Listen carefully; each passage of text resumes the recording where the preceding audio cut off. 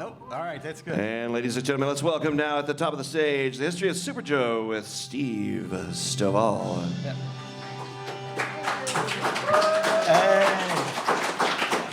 So Jason was supposed to be here with me. Jason's my partner that we've done the redo of the Super Joe figure, the Adventure Command and Astro Command figures, which we have up here. And we were going to talk a little bit about that, but Jason had a family issue come up and he couldn't make it. And so we'll just kind of go through the history of the vintage Super Joe, and then we'll open it up to some questions and anything. And if you guys want to come up and play with one of the new Super Joes, we're more than happy to do that. Now let's see if I can do this right. Okay, so basically the quick agenda, I run the 3D Super Joe sites where you can go and see the Super Joes spin around with all their stuff on it, just like the vintage 3D Joe site and the 3 3/4 3D Joes. So we've got that there. We'll talk about a little bit about the history of Super Joe, and I'll get some pictures of some prototypes of the original Super Joes that were done, and then we'll talk about how they announced Super Joe to the Adventure Team collectors to convince them that this was going to be a great line. Hasbro did put a lot of effort into it, but then around 1977, a movie called Star Wars came out, and that pretty much killed every toy line, and Super Joe included. So the line started in 77 and ended in 78, so it only ran for 2 years. 77 was a big year where they put a lot of stuff out. 78, they put a couple of things out, and by that time, Kenner's Star Wars figures were out, and that changed everything. So this was the first time they switched their size. He switched down from 12 inches to 9.5 inch, or 8.5 inches. So he was right between Mego and Big Jim size, so it was a little different. And it also kind of had a mixed theme. Some of the sets were Adventure Team type oriented, and some of them were more science fiction oriented. So you got a little bit of a mixture of what Super Joe was. Originally, when they started designing the Super Joe, they had a comic book artist, Nick Carty, do some prototype art. And so a friend of mine has the prototype art and let us use the pictures.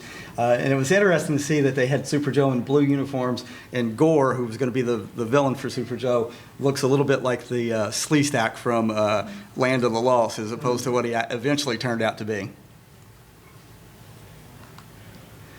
And here are some of the prototype figures as they started designing the Super Joe body. And so they were kind of scaling down the muscle body from the Adventure Team era and did a couple of different things. And the two pictures on the bottom are from an early brochure where the heads were basically vintage Adventure Team style heads, as opposed to they went and redid the sculpt and made a Super Joe a new sculpt. But at the time, they had the heads look just like the vintage G.I. Joes, which would have been cool. In fact, some of the early or the first run uniforms will say Super G.I. Joe before they decided to drop the G.I. out of it and just make it Super Joe. One of the other things that was pretty interesting in these prototype bodies is they did a completely chromed one. So they were thinking of doing a chromed figure, but they never got around to actually doing it. And unfortunately, that was all that was left in this set of prototypes that were acquired. So we don't know what kind of head he had. We don't know what kind of hands he had, but he does look pretty cool.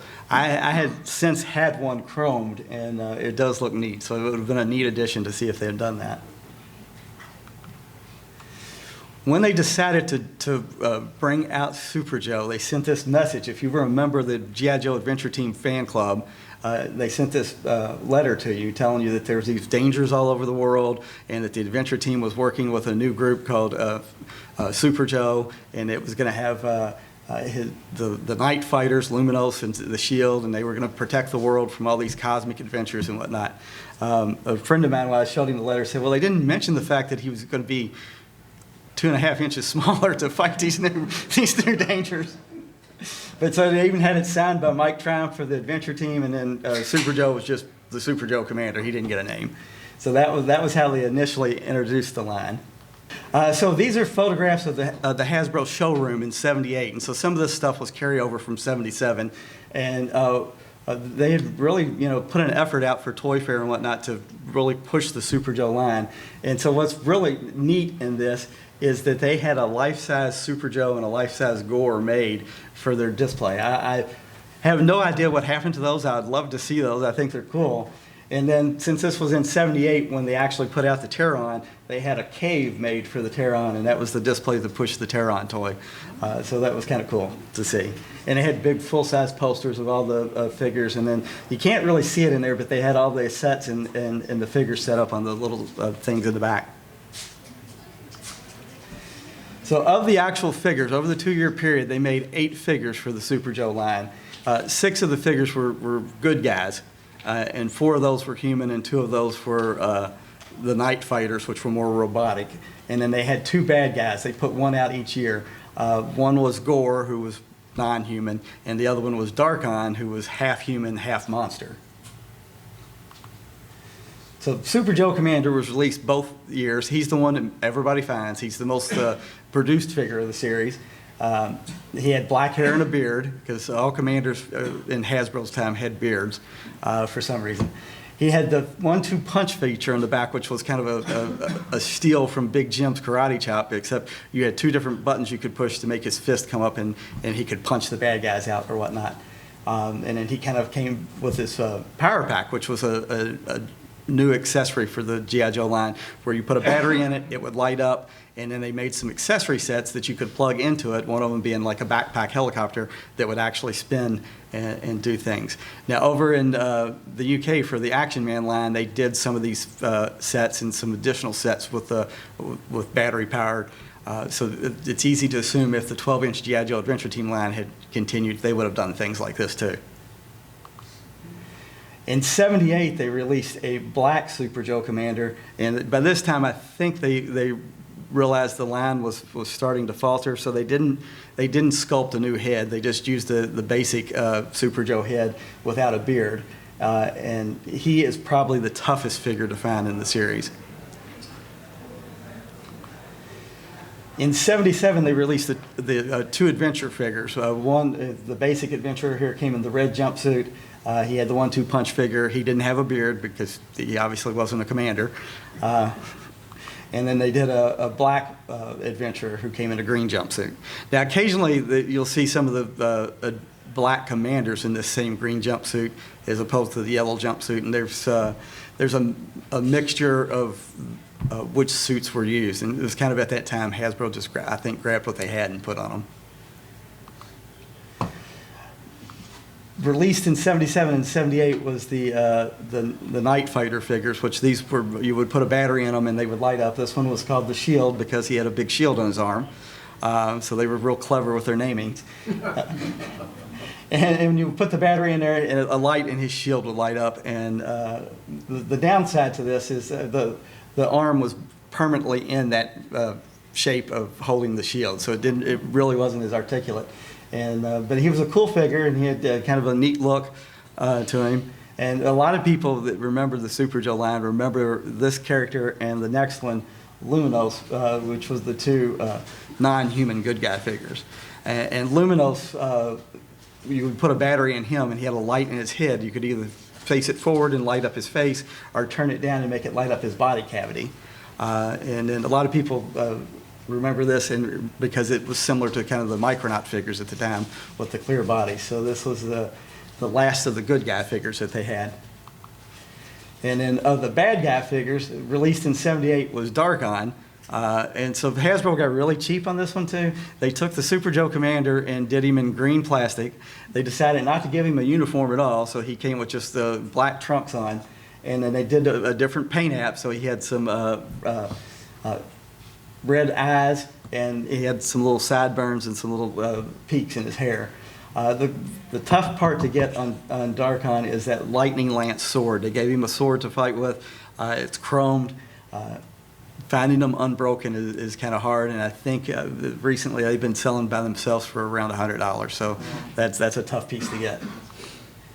And then the main bad guy is Gore.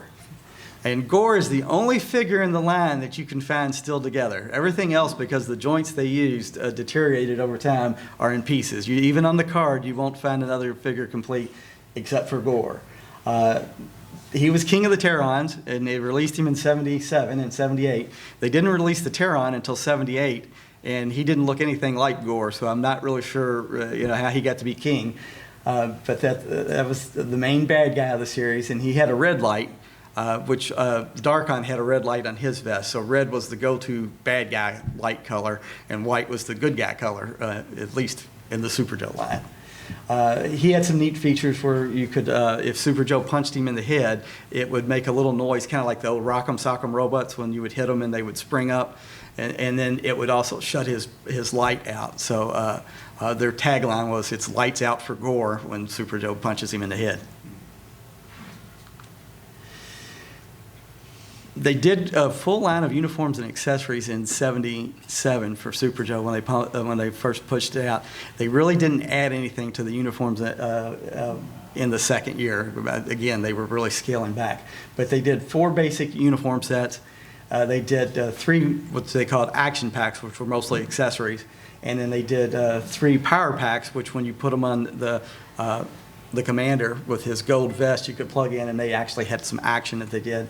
And there were 2 mail-in sets that if you cut your proof of purchases off the figures, you could mail them in and get. So the first of the uniform sets was called the Edge of Adventure, and it was the only uniform in the Super Joe line that wasn't a jumpsuit. You got a hooded jacket in yellow and a pair of black pants, and then you've got this gray pick, which was a carryover from the 12-inch G.I. Joe line.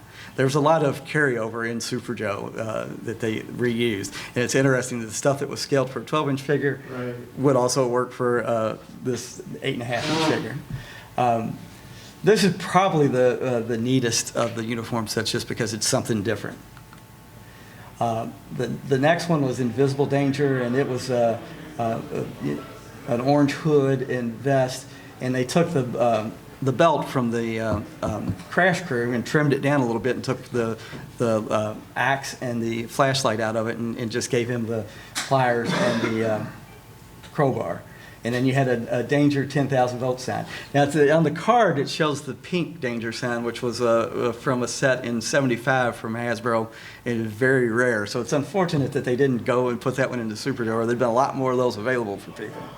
But this was the one that came with the most equipment. So you got the different uniform pieces and the belt. Probably the lamest of the uniform sets was the Path of Dangers, in which you got a jumpsuit with a sticker on it and a pair of binoculars. And the binoculars were carryover from the 12-inch line. But all of the carded sets of uniforms are fairly easy to find. They made a lot of them, and they didn't sell, and they're still out there.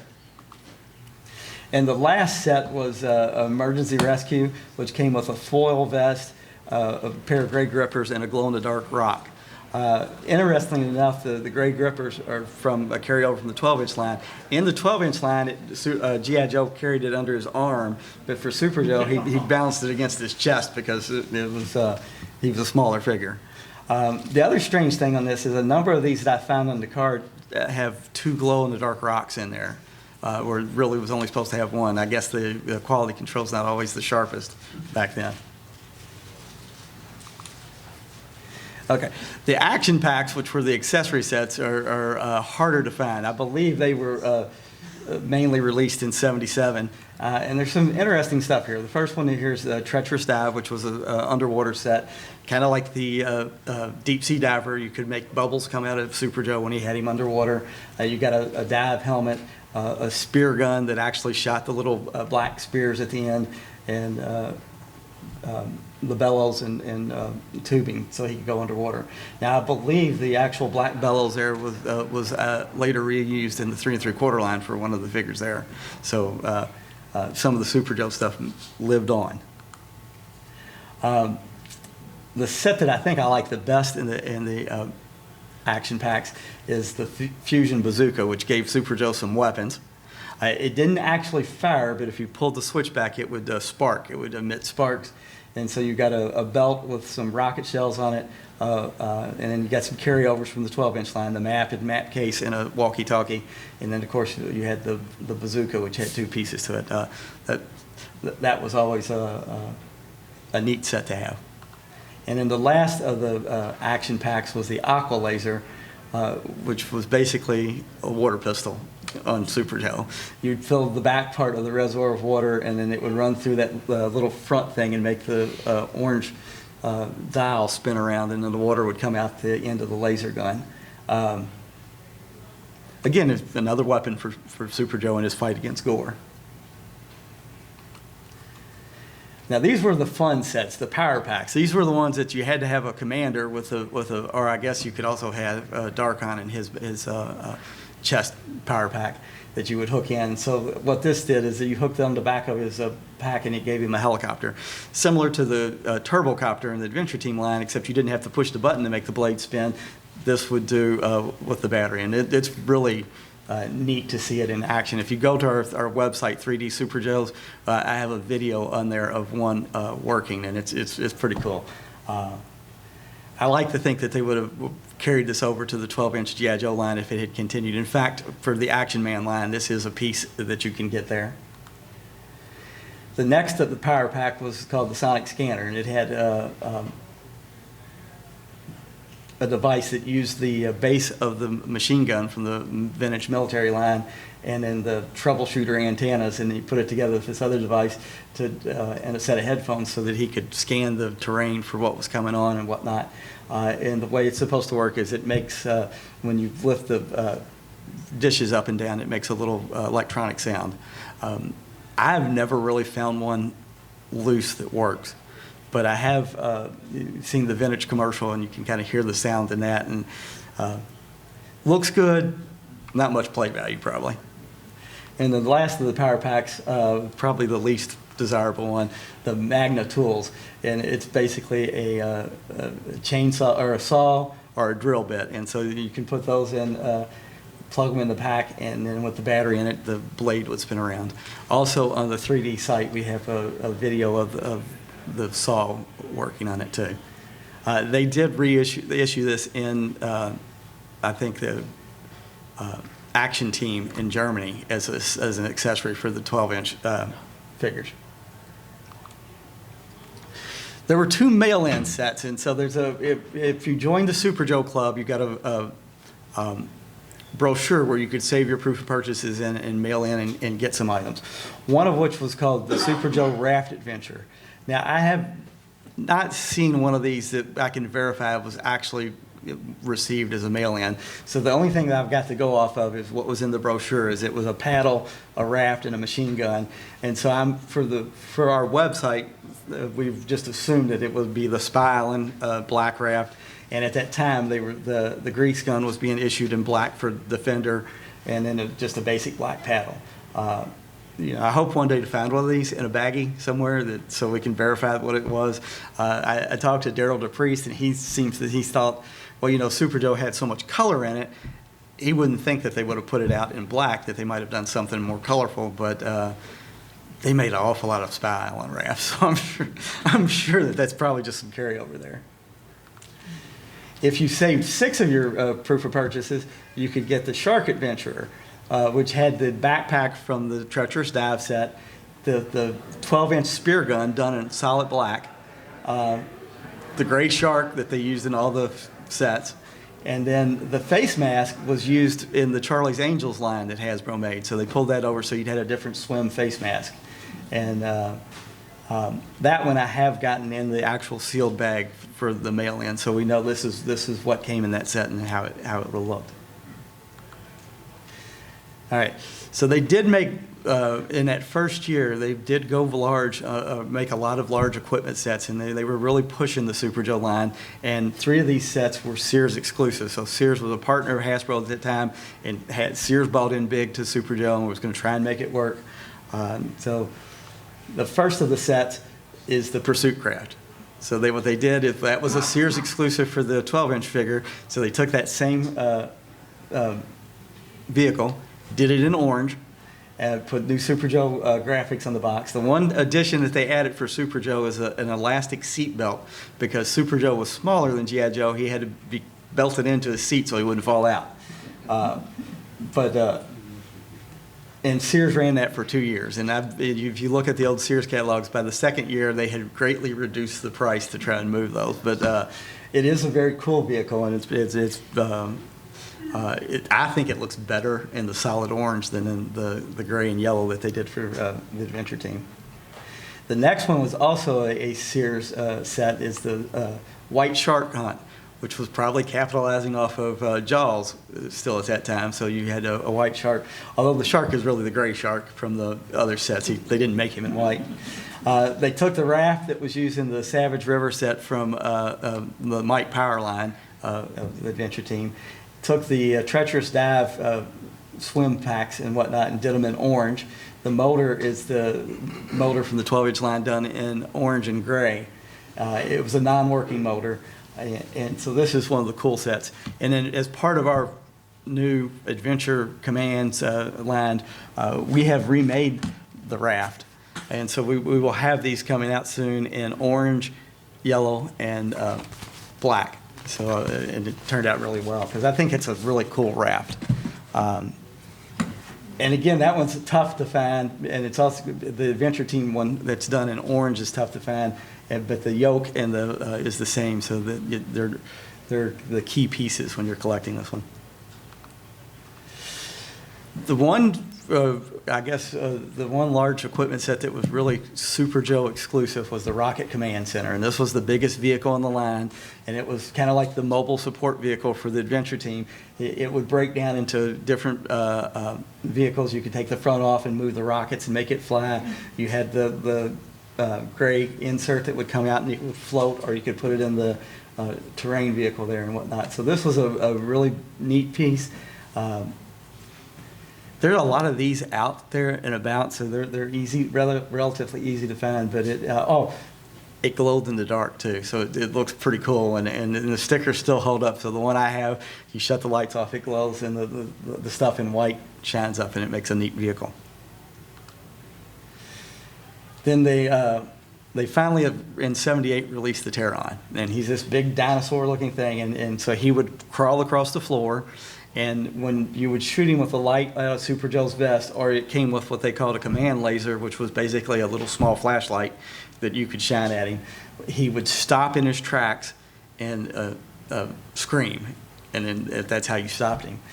They were notorious for not working when they came out. In fact, it's interesting that several years back at the National Convention, when it was at Rhode Island, one of the Hassenfelds did a presentation there. And now most of the people, this went over everybody's head at the show. The first thing he said as part of his speech is, I want to apologize for everybody whose Terron didn't work. Now, I knew what he was talking about. Most of the other people didn't, but it's still stuck in his mind as something that was a failure for them. And so this was the big piece in '78.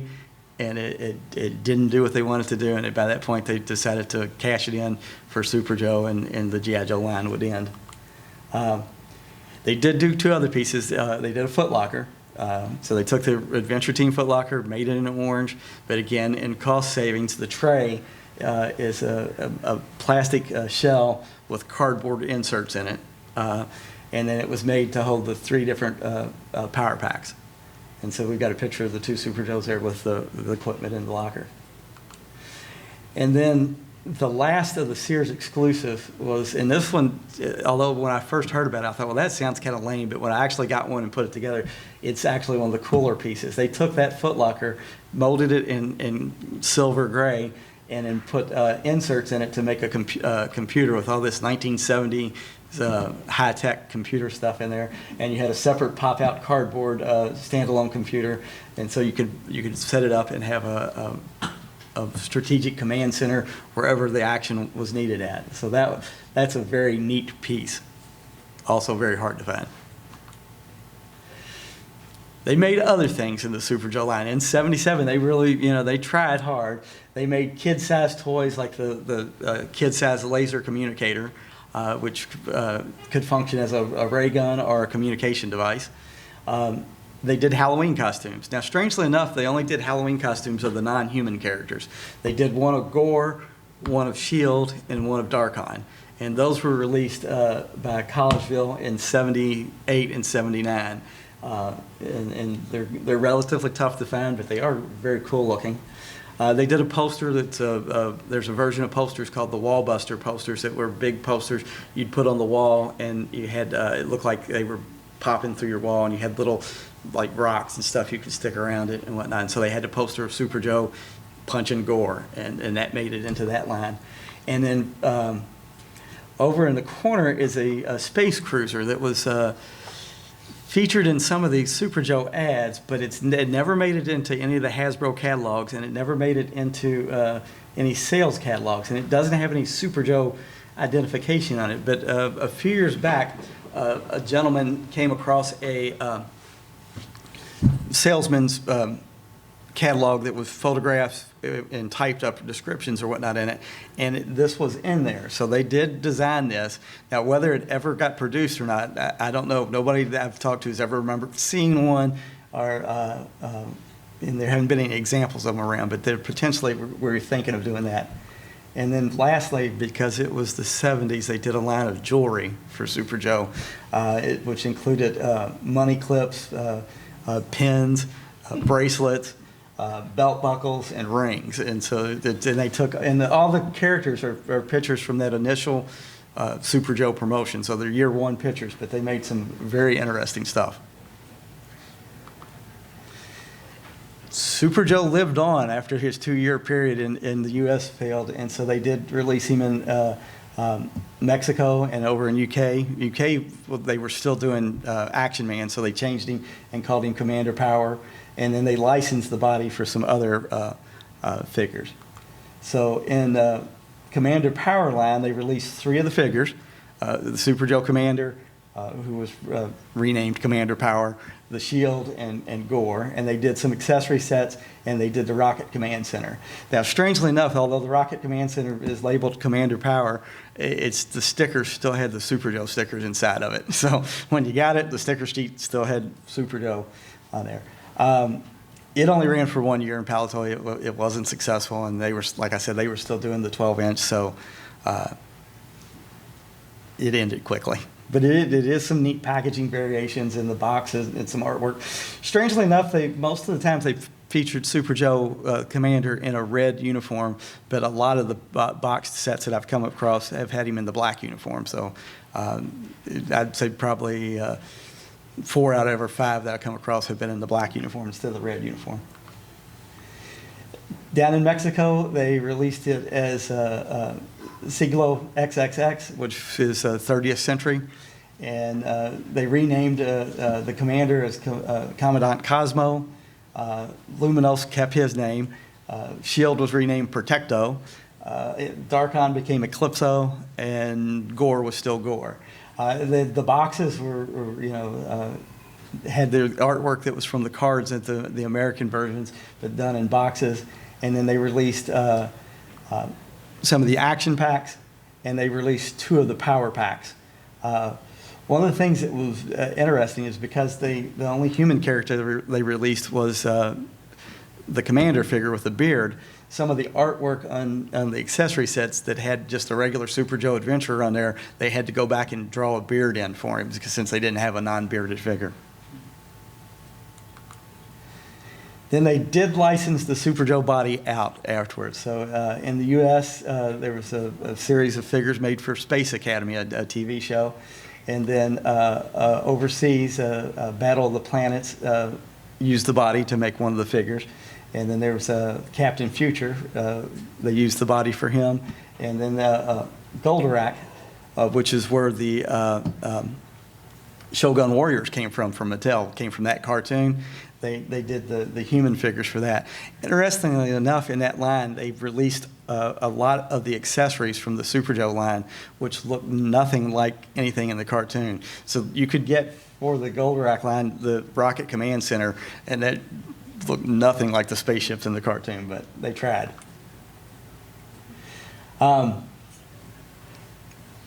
We've reinvented Super Joe for the the rebirth of the Super Joe style figure as Adventure Command and Astro Command, and we've improved them. Whereas the original line just had 2 human characters with black hair, we gave it the full color line of blonde, red, and brown. We've remade Darkon. We haven't remade Gore yet, but we did make a version of Gore that we call the Snow Gore with this nice furry suit on, which is probably my favorite figure that we remade. And then we've done a number of accessory sets and whatnot, and so we continue on and carrying them on. We made improvements in the figure. These won't fall apart like the original ones did. The hands will stay on. Instead of being connected with bands, we went with like a plug-and-play type feature where they plug in like the original G.I. Joe line did. So you can, eventually we're going to make some additional arms and stuff so you can switch the arms out. And then the original Super Joe foot was molded in one position. We've gave him a flexible ankle, and we've also given some flexibility to the wrist so you can do a little more with these figures. So that's basically what we had. We were going to talk a little more about some of the stuff that we had, but since Jason couldn't be here, we're not going to do that. But we will open it up if anybody has questions about Super Joe, about the new Super Joes, or anything. I'm more than happy to answer. So the old ones from '77, you say the bodies fall apart. So are people restringing those like Scott does the 12-inch, or are they just beyond repair? On the 3D Super Joe sites, we have a little tutorial on there of how you can put them back together. In fact, all the vintage Super Joes on that site have been put back together that way. It's done with, strangely enough, straws from little juice boxes that you can put in there and hold the bodies in place. The hands that we make now for the new figures are based on the original Super Joe hands and will plug into the body so you can replace the hands. We have a set of joints designed based on the original joints. We're just not happy with where they're at now. So eventually we will get that so that you can restring them. The one problem on restringing them is on the muscle bodies, you can pop the plastic apart and it pops apart pretty easily. Super Joe, since it's much smaller, you try to pop those apart sometimes and they shatter. So what we're trying to design the joints for, making them flexible enough that you can heat them up and pop them into the place without having to break the arm open and they'll still function. But the exception of the crotch joint will have to be busted open because there is a section that the rubber went around originally that helps hold it in place so if he doesn't just flop over. If you do it with the straws, and set him up, he's got a tendency to fall over. So we've got that, but we're just not happy where that is. Hopefully we'll get it, but I don't have a timeline on that. Yes, sir. Are you guys going to do a female figure? That's on the scale. I mean, we're thinking about that. Jason has something in mind, and we're poking it around. Doing a new female figure is a new mold, and the molds are expensive. So we're making use of the molds that we have now. But if it sells well, knock on wood, it has been selling well, that's something we'd like to do. Additionally, Jason also does Strike Force Alpha, which are the 3 3/4 figures, and he has designed a line of Super Joe figures in 3 3/4 that will potentially release as well, but that's a little further down. I think on some of the Facebook pages he's posted pictures of those, and they look really cool. Yeah. On your the stuff that you guys have been putting out is great. Are you got any ideas if maybe you guys are going to do like this vest with the light in it? Are you going to redo that as well, or something similar to that? We've played around with that idea, is doing something to put lighting in it and whatnot. When we first designed the figures, that's why the gold vest is there to kind of be reminiscent of that. We didn't want to get into the engineering of it, but now that it's been kind of successful, we're going to think about that. And it's pretty easy to get small lights now, and you can run them off of you don't need the big back on the pack for the battery because you can run it on a much smaller charge. So that's something that's in consideration.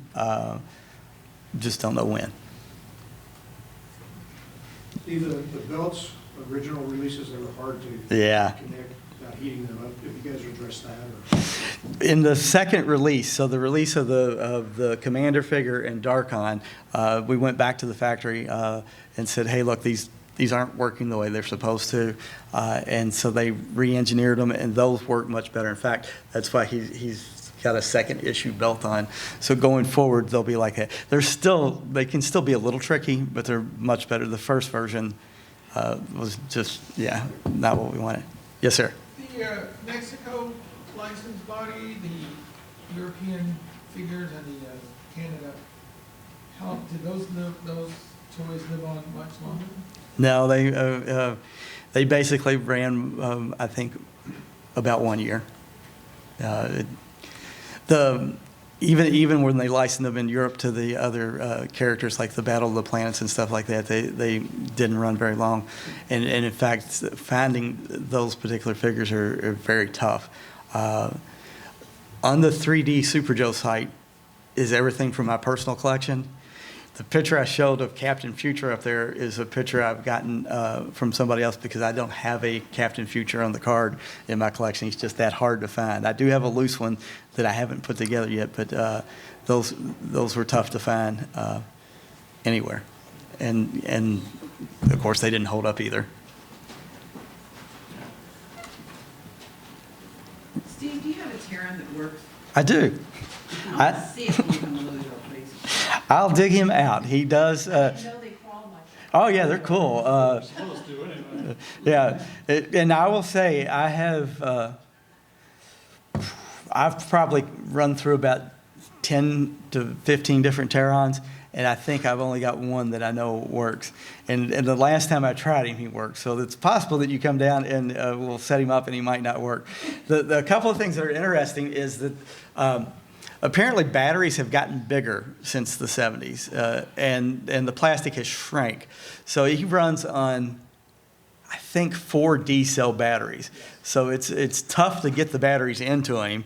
And then the instructions aren't real clear on which direction the batteries go in. So if you put them in wrong, you have to pry them out and put them back in the other way. Yeah, I did ran through several, and when he started moving and I set him down, I was kind of thrilled to actually see him work. Now I didn't shine the flashlight at him to see if he would stop, but I was just happy that he walked. At that point. I tore one of those apart for Buddy Finnetti, and we tried to repair it. We rewired it, and we got a scream out of it, but we did not get it to move. And I'm fairly certain that the D batteries are the problem because they're too heavy. Yeah. And it actually stresses the joints where it's doing the movement. Yeah. A lot of them, when I put the batteries in, they don't even they don't even make the sound like they're trying to move. But I did have one and put him on the floor. And I will say, scream was an overstatement. It's more about. Yeah. Yeah. But he is cool, and also on the you can find the commercial for the Terran out there. Shows him walking and the kids playing with him, and they built up a big stack of blocks and have him walk through it and knock them over, which is kind of cool. Steve, did Hasbro license like paper stuff like posters and things, a Super Joe or anything like that? It's very. I know Mike Hames did the artwork for the boxes and stuff like that, but I remember didn't John Buscema from Marvel. That is the Wallbuster poster that I mentioned on there. He did that one, and yeah. So they did some things, but they didn't do a lot, and that was probably like the only paper item that they did was that one poster. So I mean, like I say, then in '78 they licensed it out in some other, the Halloween costumes and whatnot. And then I believe, based on the couple that I found still in the car, Hasbro itself made the jewelry. Why they chose to make jewelry, I have no idea. But that's hard stuff to track down as well. And apparently they made it in each character, so you could get a belt buckle in any of the original 7 characters.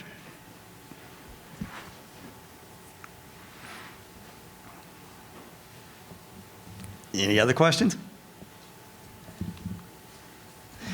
Anything that other things that you think we should do and make with Super Joe? Those 3 3/4 Super Joe sound cool. Clearly, you need to make a Terran. Yeah, yeah. That mold would be cheap. Yes, sir. You said this was in between Migos and the 8-inch and 10-inch. How big was Migo? Migo was 8 inches. So That the would have worked great with Planet of the Apes or something. Planet of the Apes, it may have worked with. The other ones, they're just a little bit bigger, and when you stand them next to each other, it's it just doesn't quite work. Because at one time, people would try to take the Super Joe heads and put them on Mego bodies, and the scale's just not there. They're different.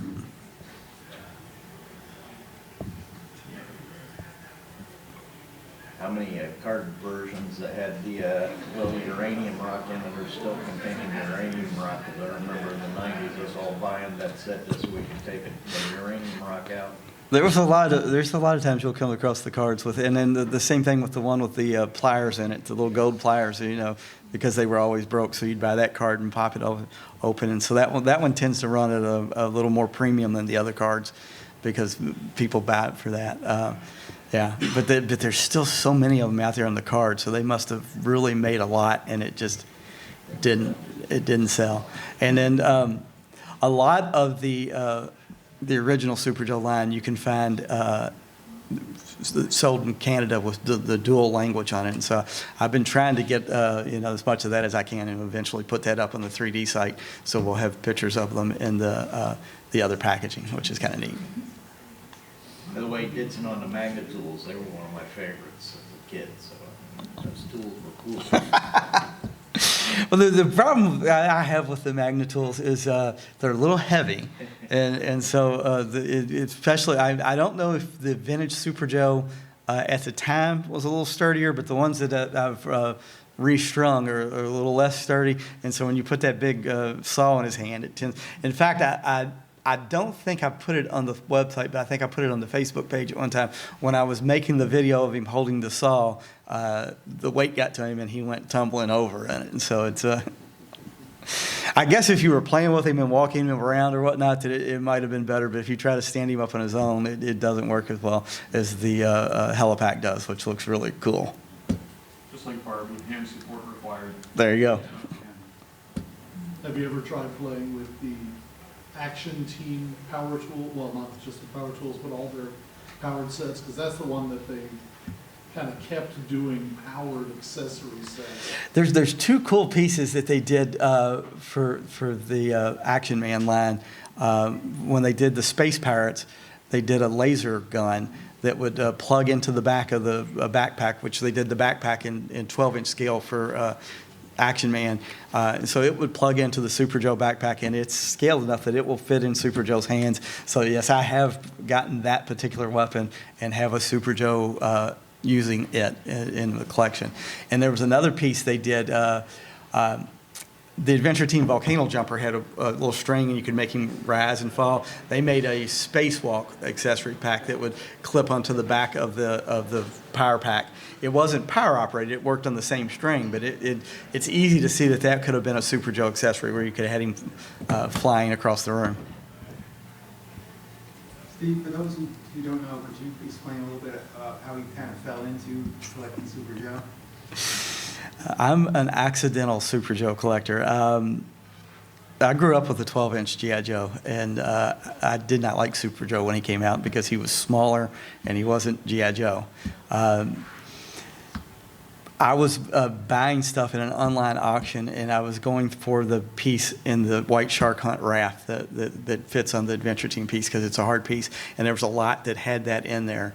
And so when I won that auction, I figured I would sell the rest of the Super Joe stuff. But when I got the stuff in, I realized that collection was about 85 to 90% of everything they made for Super Joe. And I said, well, I can't break that up. I have to go ahead and complete it. And at that time, you could get the carded stuff relatively cheap. So then I started getting the different things on the card. And then I was friends with both of the guys that ran the 3D Joe site and the Vintage 3D Joe site. And I talked to Matt McKeeby, who ran the 3D Vintage Joe site, and said, hey, you got to include Super Joe. And he said, well, you could just do that.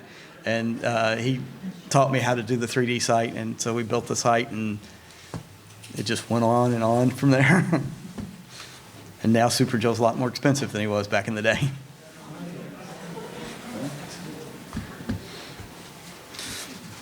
All right, I think we're coming to the end. If there's nothing else, we'll wrap up, and I appreciate it.